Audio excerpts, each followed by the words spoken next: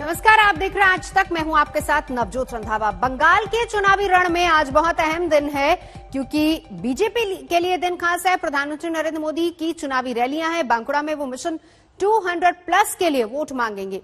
गृह मंत्री अमित शाह भी आज पूर्वी मिदनापुर में होंगे। एग्रा में उनकी भी चुनावी सभा है जिसको उन्होंने संबोधित करना है। और इस बीच आज पार्टी अपना घोषणा पत्र भी जारी करने वाली है, जिसके लिए पार्टी ने पूरे बंगाल से जनता की राय मांगी है।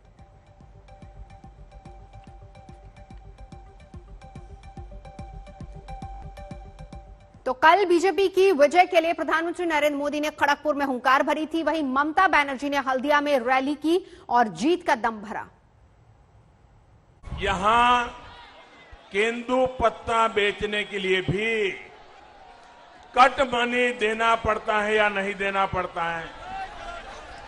कट मनी देना पड़ता है कि नहीं देना पड़ता है? आदिवासियों को भी देना पड़ता है कि नहीं देना पड़ता है? गरीब को भी देना पड़ता है कि नहीं देना पड़ता है?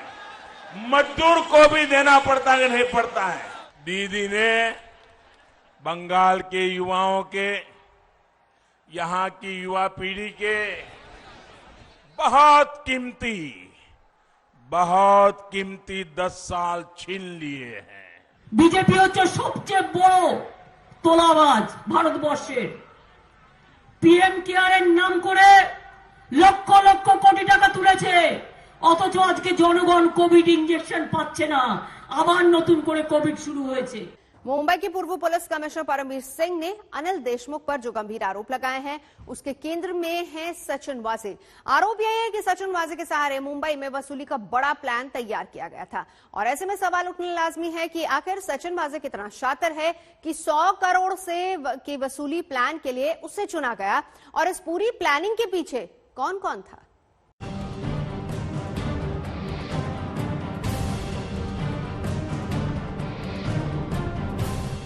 एक चेहरा, कई कहानियां और साजिश के बड़े बड़े किरदार।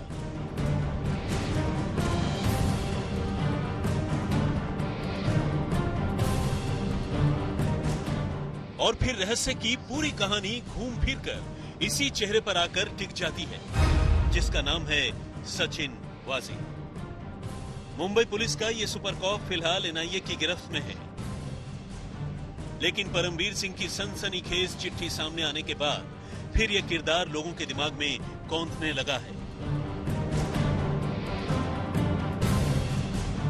सवाल उठ रहा है कि आखिर सचिन वाजे का तिलिस्म लोक कितना बड़ा और खतरनाक है। सचिन वाजे कितना शातिर खिलाड़ी है जिसे महाराष्ट्र के गृह मंत्री वसूली का जिम्मा सौंप रहे हैं। दरअसल 25 फरवरी को अंबानी के घर एंटीलिया के पास संदिग्ध स्कॉर्पियो मिली तो केस क्राइम ब्रांच के सीआईयू के ऑफिसर सचिन वाजे को सौंपा गया, और उसी के बाद इस पूरे केस के तार यूं उलझते गए कि अब बात महाराष्ट्र के गृह मंत्री की कुर्सी तक पहुंच गई है। इस केस में मनसुख हिरेन की हत्या के बाद से ही विपक्ष लगातार शिवसेना और सचिन वाजे की सांठगांठ का आरोप लगा रहा है, लेकिन एनआईए की गिरफ्तारी से पहले तक शिवसेना सचिन वाजे को बचाती ही नजर आ रही थी। क्या अनिल देशमुख जी का इशारा ये शिवसेना की ओर है कि शिवसेना की ओर से बहुत बड़ी गलतियां हुई है? किसकी ओर उनका इशारा है? इन दोनों दलों का आपसी मनमुटाव, इनका आपसी संघर्ष, उसी के कारण कानून व्यवस्था बिगड़ी हुई है। और ऐसे कौन से कारण हैं कि 22 दिन बीत जाने के बाद भी पूरी की पूरी सरकार वाजे गैंग को बचाने की पीछे पड़ी है? इन बातों का जवाब शिवसेना को, महाराष्ट्र की सरकार को देना होगा। देखिए, हर अफसर का एक बॉस होता है और वो होता है सरकार। ये फडणवीस साहब को मालूम है, सरकार ही बॉस होती है। जो सरकार सत्ता पे बैठती है, बहुमत वाली सरकार होती है, वो प्रशासन की बॉस होती है। क्या बॉसेस की बात करते हो? जब आप थे मुख्यमंत्री तो आप भी पॉलिटिकल बॉस थे सरकार के। उस वक्त परमवीर सिंह साहब हमारे जो है वो थाने के कमिश्नर थे, आपने उसकी अपॉइंटमेंट की थी, तो आप भी बॉस थे उस वक्त उसके। तब भी सवाल उठ रहे थे कि आखिर सचिन वाजे का कनेक्शन कहां से जुड़ा हुआ है और उसका गॉडफादर कौन है कि महाराष्ट्र की सरकार तक उस पर सीधे एक्शन लेने की बजाय उसे बचा रही है। सचिन वाजे का नाम महाराष्ट्र में तब सुर्खियों में आया था जब 2004 में ख्वाजा यूनुस की मौत के बाद वाजे को निलंबित किया गया था। 2008 में सचिन वाजे शिवसेना में शामिल हुआ और फिर महाराष्ट्र में शिवसेना की सरकार बनने के बाद 2020 में एक बार फिर सचिन वाजे को वर्दी मिल गई। विपक्ष आरोप लगाता रहा है कि सचिन वाजे और शिवसेना के गहरे संबंध हैं और इसीलिए उसे एंटीलिया और मनसुख हिरेन की हत्या के मामले में बचाया जा रहा है। यहाँ तक कि मुंबई पुलिस कमिश्नर के पद से परमवीर सिंह के तबादले का कनेक्शन भी सचिन वाजे से जोड़कर देखा जा रहा है। जांच एनआईए और एटीएस कर रही है और बहुत ही प्रोफेशनली कर रही है। ये जांच में जो भी बातें आगे आएंगी वो हिसाब से कार्रवाई की जाएगी, नंबर 1। नंबर 2, उनकी जांच में कुछ बाधा नहीं आना चाहिए करके वहाँ के पुलिस कमिश्नर ऑफिस के हमारे जो कुछ उसमें हमारे जूनियर अधिकारी और बाकी जो भी कुछ अधिकारी उसमें उनकी बाधा नहीं आना चाहिए और अच्छी तरीके से इंक्वायरी होना चाहिए। उसके लिए माननीय परमवीर सिंह साहब को वहां से हटाया गया। 2020 में 19 के अंत में जब शिवसेना की सरकार, उद्धव ठाकरे जी की सरकार आई, तो फिर एक बार सचिन वाजे को वापस लाने का प्रयास शुरू हुआ और जैसे ही मार्च में कोरोना आया तो उसके बाद कोरोना का बहाना बनाकर एक कमेटी तैयार हुई, रिव्यू कमेटी, और रिव्यू कमेटी ने बड़ा सिंपल सा उसमें लिख दिया कि चूंकि कोरोना में हमको अधिकारियों की आवश्यकता है, हमारे कई अधिकारी बीमार पड़ रहे हैं, इसलिए हम सचिन वाजे को वापस लेते हैं। सचिन वाजे की ताकत और उसकी पैठ का अंदाजा इसी बात से लगाया जा सकता है कि एनआईए की गिरफ्त में आने के बाद भी वो जांच में सहयोग नहीं कर रहा है। अब परमवीर सिंह ने सचिन वाजे का नाम लेकर सीधे महाराष्ट्र के गृह मंत्री पर 100 करोड़ की वसूली के आदेश का आरोप लगा दिया, जिसने पूरे केस को और उलझा कर रख दिया है। लेकिन ये बात साफ है कि एंटीलिया के पास मिले विस्फोटक की कहानी कई कड़ियों और किरदारों से जुड़ी हुई है और इसकी एक एक परत हटने के साथ कई बड़े चेहरे बेनकाब हो सकते हैं और इस पूरे कांड का सबसे बड़ा खुलासा सचिन वाजे ही कर सकता है। मुंबई से सौरभ वक्तानिया के साथ आज तक ब्यूरो। एंटीलिया के पास विस्फोटक से शुरू हुई कहानी की कई और परतें खुलनी अभी बाकी हैं। जिस सचिन वाजे के जरिए 100 करोड़ की वसूली का प्लान बनाया गया था, वो अभी एनआईए की गिरफ्त में है और अब ये लग रहा है कि इस केस की जांच पूरी होने तक कई और बड़े नामों का खुलासा हो सकता है।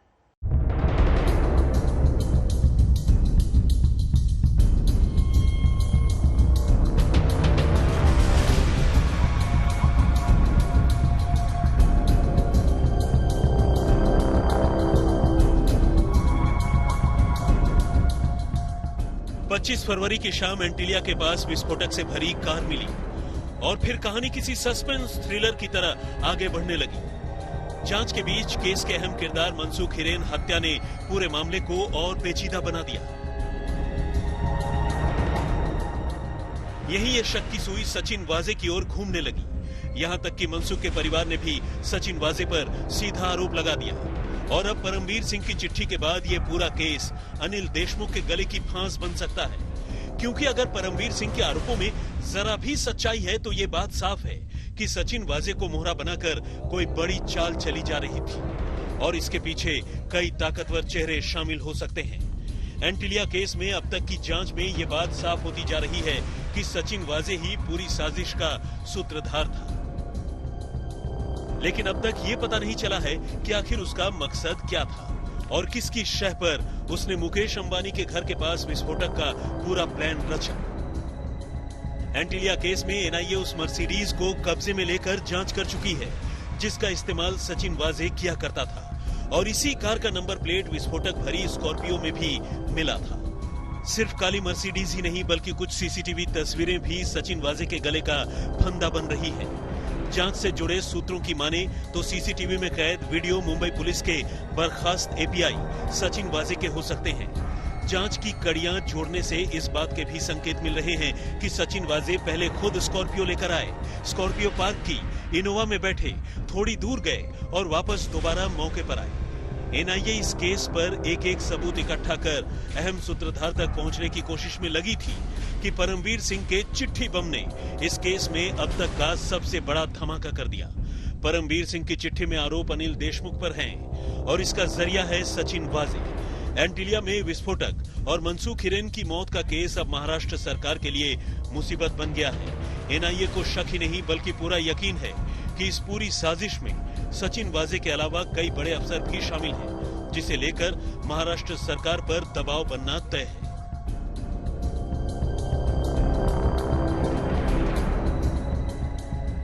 मुंबई से मुस्तफा शेख के साथ सौरभ वक्तानिया, आज तक। एक बड़ी खबर आपको बता देते हैं, क्योंकि महाराष्ट्र में अब सियासी संकट के बीच शिवसेना नेता संजय राउत ने शायराना ट्वीट किया है और ट्वीट में उन्होंने लिखा है जावेद अख्तर की शायरी। और इस ट्वीट में राउत ने लिखा, हमको तो बस तलाश नए रास्तों की, हम हैं मुसाफिर ऐसे जो मंजिल से आए हैं। तो ये संजय राउत का ट्वीट। इस बीच महाराष्ट्र की सियासत में एक तरीके से भूचाल आया हुआ है।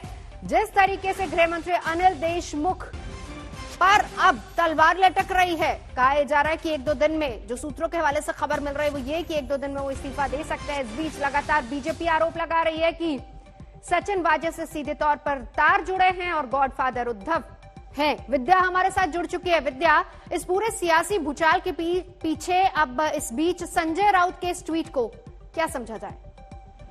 देखिए, एनडीए के फॉर्मेशन में सबसे बड़ा हाथ संजय राउत का ही था। उन्होंने ही पहल की थी तीनों सरकारों को लेके आने की, और शरद पवार जी ने मदद की थी पूरे मामले में। लेकिन अब जब जो भूचाल आया है, जो एनसीपी के खेमे में खुद में है, और अब शरद पवार को अब निर्णय लेना है कि आखिर अनिल देशमुख का करना क्या है, क्या उन्हें वाकई होम मिनिस्ट्री में रखना है या फिर कोई किसी और को लाना है। ये सब ऐसे तमाम निर्णय लेने हैं। तो ऐसे में कहीं एनडीए पर संकट ना आए, तो इसकी वजह से संजय राउत ने ये लिखा है कि भले ही वो नए रास्ते तलाश लेंगे, कुछ ना कुछ नया रास्ता मिल जाएगा, लेकिन ये एनडीए फिलहाल टूटेगी नहीं, ये सरकार चलेगी, यही उनका मानना है और इसी को लेकर उन्होंने ये ट्वीट किया है। लेकिन विद्या, जिस तरीके से अगर इस पूरे केस को देखें, जैसे सियासी भूचाल आया और यहाँ पर तो बीजेपी की तरफ से आरोप जो लग रहे हैं वो सीधे सीधे उद्धव ठाकरे तक पहुंच रहे हैं, इस पर क्या कह रही है? हालांकि गृह मंत्री को लेकर जो खबर मिल पा रही है वो ये कि हो सकता है कि 1-2 दिन में वो इस्तीफा दे सकते हैं, क्योंकि ऐसा फैसला लिया जा सकता है। इस बीच सरकार को लेकर जो संकट है और लगातार बीजेपी हमलावर है। जी बिल्कुल, इस खास तौर से परमबीर सिंह जो पूर्व मुंबई पुलिस कमिश्नर थे, उनके जो लेटर थे जिसमें उन्होंने साफ तौर पे कहा था कि अनिल देशमुख ने 100 करोड़ और आगे और दूसरे ब्रांचेस से भी कहा था कि पैसे की उगाही करनी है। इस पूरे मामले को लेकर बीजेपी ने अपना पूरा रुख तय कर लिया। शहर में कई जगहों पे प्रोटेस्ट हैं, स्वामीनारायण मंदिर पे प्रोटेस्ट है, कई अलग अलग जगहों पे प्रोटेस्ट है और बीजेपी अपना हमला लगातार तेज कर रही है और यही वजह है कि होम मिनिस्टर के पद पर जल्दी ही निर्णय हो सकता है। नजर बना रखिए, शुक्रिया पूरी जानकारी के लिए। विद्या मेरी सहयोगी जानकारी दे रही थी। इस बीच एंटीलिया केस की जांच जैसे जैसे आगे बढ़ती जा रही है, वैसे वैसे नए नए खुलासे हो रहे हैं। अब एक ऐसा खुलासा हुआ है जिससे महाराष्ट्र की राजनीति में हड़कंप मच गया। पुलिस कमिश्नर पद से हटाए गए परमबीर सिंह ने मुख्यमंत्री को एक चिट्ठी भेजकर गृह मंत्री अनिल देशमुख पर सनसनीखेज आरोप लगाए हैं, जिसके बाद अब सियासत और गर्मा गई है।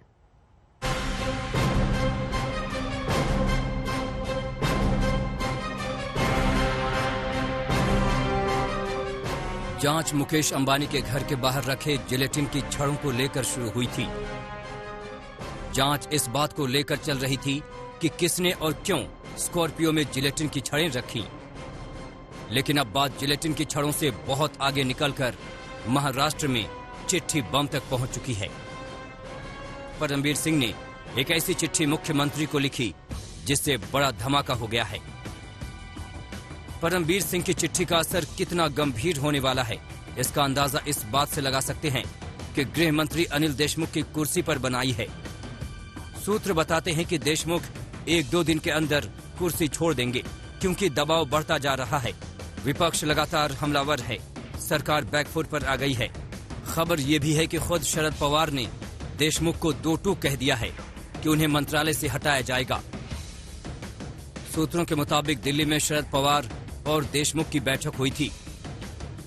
उसी बैठक में पवार ने कहा था कि आपके खिलाफ शिकायतें आ रही हैं, हम आपको इस मंत्रालय से हटाएंगे। देशमुख को पवार का ये इशारा परमबीर सिंह की चिट्ठी से पहले ही हो चुका था। अब मुख्यमंत्री उद्धव को चिट्ठी भेजकर परमबीर ने जो आरोप लगाए हैं वो बेहद गंभीर हैं। उन्होंने चिट्ठी में लिखा है, क्राइम ब्रांच की CIU को लीड कर रहे सचिन वाजे को कई बार महाराष्ट्र के गृह मंत्री अनिल देशमुख ने अपने घर पर बुलाया और उनसे रुपए की वसूली के लिए कहा। फरवरी महीने में अनिल देशमुख ने सचिन वाजे को अपने घर पर बुलाया। इस दौरान अनिल देशमुख के पर्सनल सेक्रेटरी पलांडे भी वहां मौजूद थे। गृह मंत्री ने सचिन वाजे से हर महीने 100 करोड़ रुपए की मांग की। गृह मंत्री ने सचिन वाजे को रुपए की वसूली का तरीका भी बताया। गृह मंत्री ने कहा कि मुंबई में 1750 बार और रेस्टोरेंट हैं, जिनसे 2-3 लाख रुपए भी वसूला जाए तो महीने का कलेक्शन 40 से 50 करोड़ रुपए हो जाएगा। गृह मंत्री ने बाकी रुपए और तरीकों से लाने को कहा। भले ही अनिल देशमुख ने यह धमकी दी हो कि परमवीर सिंह के खिलाफ वो डिफेमेशन का मुकदमा दायर करेंगे, लेकिन सरकार का अधिकृत तौर पर यह कहना है कि परमवीर सिंह से उनके पास अधिकृत तौर पर यह जानकारी नहीं आई है कि क्या वो ईमेल उन्हीं ने भेजा था, क्योंकि सरकार के पास उनका रजिस्टर्ड ईमेल आईडी कुछ और ही है। ऐसे में अब अनिल देशमुख इस्तीफा देंगे या नहीं देंगे, ये एक राजनीतिक फैसला होगा। परमवीर सिंह की चिट्ठी को लेकर अनिल देशमुख की सफाई सामने आई, जिसमें उन्होंने अपने ऊपर लगे सारे आरोपों को खारिज कर दिया। देशमुख ने कहा, परमवीर सिंह ने कार्रवाई से बचने के लिए मुझ पर झूठे आरोप लगाए हैं। मुकेश अंबानी केस और मनसुख हिरेन मर्डर केस में जांच बढ़ रही है और ये जांच परमवीर सिंह तक पहुंचने की आशंका है। जांच जारी है। ये देखिए, ये जो बोर्ड लगा है ज्ञानेश्वरी का, यहीं पर ये निवास स्थान है गृह मंत्री अनिल देशमुख का, और हलचल यहाँ पर अचानक बढ़ गई है। देखिए, पुलिस की यहाँ पर देखिए, पुलिस यहाँ पर मौजूद है। अंदर क्या हलचल हमें देखने की कोशिश करता हूँ। ये बताया गया है कि गृह मंत्री यही है, आज अंदर ही है, मुंबई में ही है। वैसे चिट्ठी को लेकर मुख्यमंत्री कार्यालय से कहा गया कि परमवीर सिंह का जो मेल मिला है वो उनकी आधिकारिक आईडी से नहीं भेजा गया। उस पर पूर्व डीजीपी के साइन भी नहीं थे। ऐसे में मुख्यमंत्री दफ्तर इसे कंफर्म करना चाहता था कि शिकायती चिट्ठी कितनी सही है। लेकिन परमवीर सिंह ने तमाम शंकाओं को फौरन दूर कर दिया। उन्होंने कहा कि भेजी गई चिट्ठी उन्हीं की है और साइन की हुई चिट्ठी जल्द सभी तक पहुंच जाएगी। 17 मार्च को महाराष्ट्र सरकार ने परमवीर का ट्रांसफर कर दिया था और परमवीर जिस चैट का हवाला दे रहे हैं वो 16 मार्च का है। बहरहाल एंटीलिया मामला अब और पेचीदा हो गया है। जिलेटिन वाली साजिश के तार कहां जाकर रुकेंगे, इस पर कुछ भी कहना जल्दबाजी होगी। मुंबई से सौरभ वक्तानिया, पंकज उपाध्याय और साहिल जोशी के साथ अशोक सिंघल, दिल्ली आज तक। परमवीर के आरोप संगीन है। परमवीर ने अपनी चिट्ठी में देशमुख के टारगेट 100 करोड़ के पूरे प्लान का जिक्र किया है। मुंबई के पूर्व पुलिस कमिश्नर के मुताबिक क्या था अनिल देशमुख का वसूली प्लान, इस रिपोर्ट में देखिए। मुंबई पुलिस से वसूली कराने का आरोप, हर महीने 100 करोड़ का टारगेट, रेस्टोरेंट और बार से 50 करोड़ वसूलने का प्लान। परमवीर की उद्धव को लिखी चिट्ठी किसी बम से कम नहीं है, जिसमें खुलासों का विस्फोट हो रहा है। चिट्ठी के आरोपों की माने तो देशमुख ने वसूली का पूरा खाका तैयार कर रखा था। कैसे 100 करोड़ का टारगेट पूरा किया जाए। 100 करोड़ के टारगेट में सबसे ज्यादा निशाने पर मुंबई के बार और रेस्टोरेंट थे। करीब 1700 से ज्यादा बार को टारगेट करना था। हर बार से करीब 2 से 3 लाख की वसूली करनी थी और महीने में करीब 40 से 50 करोड़ की वसूली का टारगेट था। सरकार जनता की रक्षा के लिए होती है, पर यह 3 दलों की सरकार, जिस पुलिस ने जनता की रक्षा करनी चाहिए, उसी पुलिस को जनता का शोषण करने के लिए कहा और लोगों से जबरन हफ्ते के महीने के 100 करोड़ रुपए वसूल करने के लिए कहा। इतना घिनौना काम महाराष्ट्र की भूमि पे नहीं, देश के किसी भी राज्य में इसके पूर्व नहीं हुआ। ऐसे कौन कौन से मंत्री हैं जिन्होंने वसूली के आदेश दिए? उन्हें सत्ता पर रहने का कोई अधिकार नहीं। अगर थोड़ी भी शर्म बची है तो ये बेजिम्मेदार मंत्री तुरंत अपना इस्तीफा दे। परमवीर ने अपनी चिट्ठी में एसीपी पाटिल के साथ हुई व्हाट्सएप चैट का जिक्र किया है, जिसमें इस पूरे मामले को लेकर वो पाटिल से जानकारी हासिल करने की कोशिश कर रहे थे। पाटिल, जब फरवरी महीने में तुम गृह मंत्री और उसके सेक्रेटरी से मिले थे, तब गृह मंत्री ने कितने रेस्टोरेंट और बार की बात कही थी और कितना पैसा वसूलने को कहा था? जल्दी बताओ। 1750 बार और रेस्टोरेंट। हर बार से महीने में 3 लाख रुपए की उगाही के लिए कहा गया था। महीने में 50 करोड़ की वसूली का टारगेट था। गृह मंत्री के सेक्रेटरी पलांडे ने एनफोर्समेंट के डीसीपी भुजबल को भी ये बात कही थी। इससे पहले तुम गृह मंत्री से कब मिले? हुक्का ब्रीफिंग के 4 दिन पहले। और वाजे गृह मंत्री से कब मिले थे? सर, मुझे सही तारीख याद नहीं है। हाँ, तुमने कहा था कि तुम्हारी मुलाकात से कुछ दिन पहले। हाँ सर, फरवरी के अंत में। ये पूरी चैट 16 मार्च की है। शाम करीब 5 बजे से रात करीब 9 बजे तक ये बातचीत हुई। सबसे बड़ी बात, उसी दिन रात को उद्धव ठाकरे के साथ देशमुख की बैठक हुई थी, जिसमें परमबीर भी शामिल हुए थे। इसी दिन एनआईए ने सचिन वाजे को भी गिरफ्तार किया था और इस बैठक के बाद अगले ही दिन परमबीर का तबादला कर दिया गया। इस तबादले के बाद 19 मार्च को एक बार फिर परमबीर और एसीपी पाटिल के बीच बातचीत हुई, जिसका जिक्र इस चिट्ठी में किया गया है। मुझे आपसे कुछ और जानकारी चाहिए। क्या गृह मंत्री से मिलने के बाद वाजे तुमसे मिला था? हाँ, वाजे मिला था। क्या उसने गृह मंत्री से मुलाकात के बारे में बताया? मुलाकात का मकसद था कि 1750 बार से करीब 40-50 करोड़ रुपए वसूलना है। ये वैसे ही था जैसे गृह मंत्री ने तुमसे कहा था? हाँ, 4 मार्च को मुझसे कहा गया था। चिट्ठी में परमबीर ने देशमुख पर संगीन आरोप लगाए हैं। सहयोग न करने पर परमबीर को बाईपास करने का भी जिक्र है। परमबीर का कहना है कि पुलिस के कई अधिकारियों को देशमुख ने अपने आवास पर बुलाकर अपने हिसाब से मनमाने तरीके से जांच करने का दबाव डाला। इतना ही नहीं, इस चिट्ठी में देशमुख पर एक सांसद की आत्महत्या के मामले को हत्या की कोशिश में तब्दील करने का भी आरोप है। दादर और नगर हवेली के सांसद मोहन टेकलर की मौत के मामले में गृह मंत्री की ओर से लगातार मुझ पर दबाव बनाया गया कि इस मामले को मैं आत्महत्या के लिए उकसाने का केस दर्ज करूं। इस मामले में पुलिस को सांसद का सुसाइड नोट भी मिला था। गृह मंत्री के दबाव के बावजूद जब मैंने इस मामले में अबेंडमेंट ऑफ सुसाइड का केस दर्ज नहीं किया तो मुझे उसकी नाराजगी झेलनी पड़ी। आरोप गंभीर हैं। खाकी और खादी की मिलीभगत के इल्जाम लगे हैं, जिसने पूरे केस को सियासी बना दिया है। मुंबई से पंकज उपाध्याय और मुस्तफा शेख के साथ सौरभ वक्तानिया, आज तक।